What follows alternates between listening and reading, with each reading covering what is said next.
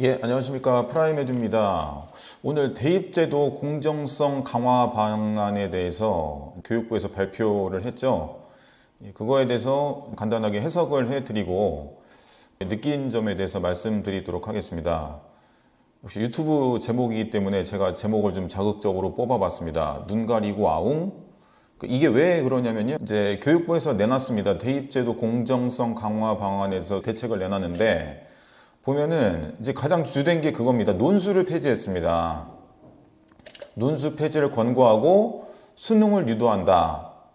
이 대입제도 공정성 강화 방안이 나오게 된 계기가 이 논술이 문제가 된 게 아니고 이 학생부 종합에 문제가 있어서 이제 이 방안이 나오게 된 거거든요. 그러니까 학생부 종합에 대한 그 선발 인원은 전혀 건드리지 않고 전혀 상관없는 논술을 폐지를 유도한다는 게 저는 좀 말이 안 된다고 생각을 합니다.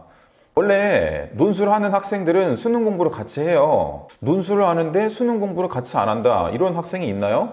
없는 걸로 알고 있거든요. 그러니까 같이 하는데 이제는 논술을 하지 말고 수능만 해. 이겁니다. 그러니까 이게 그렇게 바뀐 게 아니라고 생각합니다. 저는요. 그야말로 눈 가리고 아웅한 거죠. 이거에 대해서 배경 지식을 말씀드리면요. 수시에서 이쪽 위 학생부 중심, 학생부 교과하고 학생부 종합은 내신 위주의 전형이잖아요. 그리고 많은 학생들이 학생부 종합을 하면서 이제 수능 공부를 하지 않습니다.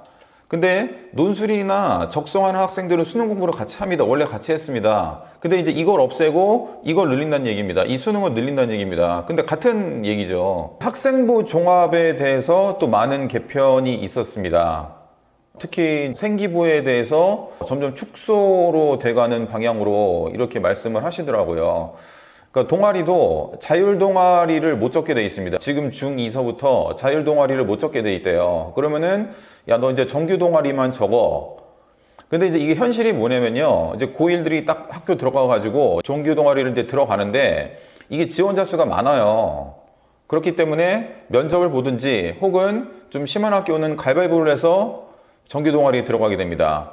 그럼 거기에서 탈락한 학생은 이제 자기 진로와 전혀 상관없는 동아리에 들어가서 이때부터 자기가 이제 자율 동아리를 만드는 겁니다.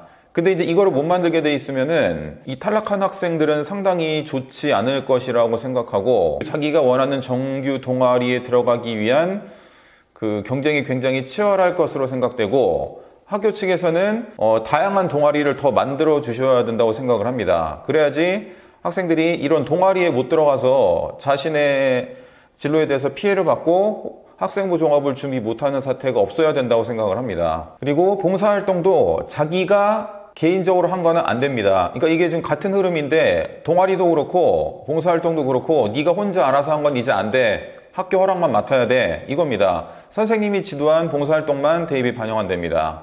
그러니까 학교에 좀 권한을 강화시킨 거죠. 그리고 학생부에서 진로희망, 앞에 내 꿈이 뭐예요? 이게 이제 안 된다고 돼 있습니다. 생기부에서 이게 가장 중요하거든요. 이거를 기반으로 나머지가 결정되는데 이제 이게 안 된다는 얘기는 면접 때 이거를 좀 하라는 얘기인 것 같아요.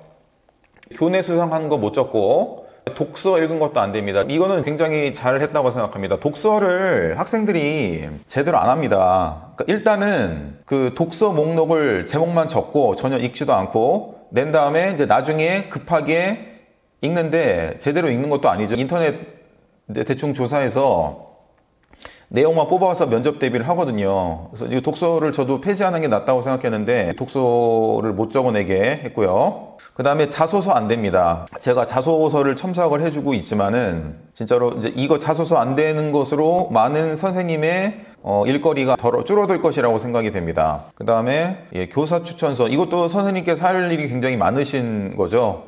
따로 써주셔야 되는데 이제 이것도 안 된다고 하시고, 그러니까 이게 선생님 입장에서 굉장히 많은 일이 줄어들었습니다. 그리고 권한은 강화됐고요. 그러니까 학교 권한이 굉장히 많이 강화됐다는 느낌을 딱 받았습니다. 살아남은 생기부 내용이 뭐냐? 이제 가장 중요한 내신입니다. 그러니까 내신은 여전히 살아있고 학교에서 내신을 잘 받아야 됩니다.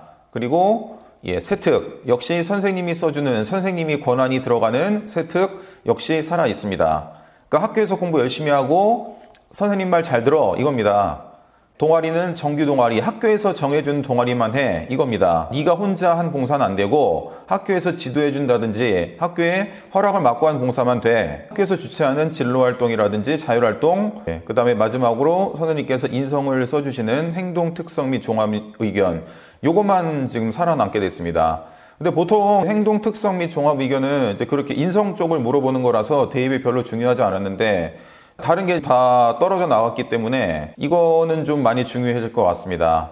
그러니까 딱 내용만 봐도 선생님의 영향이 들어있는 것만 딱 남았습니다. 참 아이러니하게. 교육부에서 참 여러 분들의 입장을 맞춰주시느라 굉장히 골머리를 좀 앓으셨겠구나 그런 생각이 들어요.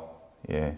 그래서 수능은 늘려야 되고 또 학종은 살려야 되고 여러 가지 분들의 그 입장을 아주 잘 대변하는 그 방안이 아니었나 그렇게 생각이 됩니다. 결론은 뭐냐면요.